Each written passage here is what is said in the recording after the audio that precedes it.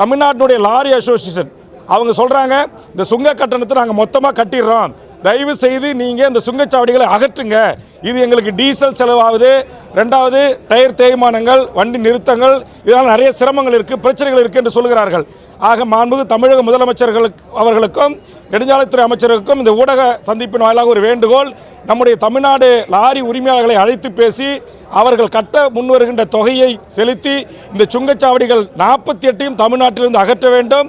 கூடுதலாக வசூலிக்க தயாராகி கொண்டிருக்கிற சுங்கச்சாவடிகளையும் தமிழ்நாட்டில் அமையப்பெற விடாமல் தடுக்க வேண்டும் என்கிற வேண்டுகோளை வைத்து இந்த சுங்கச்சாவடிகள் 5 அகற்றப்படும், இந்த 48 சுங்கச்சாவடிகள் இனி குறைக்கப்படும் என்கிற இந்த வரலாற்று சிறப்புமிக்க அறிவிப்புகளுக்கும், இதற்காக நான் மட்டும் சிறை செல்லவில்லை, என் கட்சியை சேர்ந்த ஆயிரக்கணக்கான தோழர்கள் சிறை சென்றிருக்கிறார்கள். தொடர்ந்து நீதிமன்றத்தின் படிக்கட்டுகளை ஏறி இறங்கி வருகிறோம். இந்த செய்திகளை, இந்த போராட்டங்களை ஊடகங்களில் தொடர்ச்சியாக வெளியிட்டு விவாதங்களிலே என்னை அழைத்து, நேருக்கு நேர் நிகழ்ச்சிகளில் அழைத்து, இது ஒரு மக்கள் இன்றைக்கு இந்த அறிவிப்பை வெளியிடுகின்ற போது ஒட்டுமொத்த அவையே கைத்தட்டி அனைத்து உறுப்பினர்களும் வரவேற்றார்கள். அந்த அளவுக்கு ஆழமான ரணங்களையும் வடுக்களையும் இந்த சுங்கச்சாவடி தமிழக மக்கள் மனங்களிலே ஏற்படுத்தியிருக்கிறது.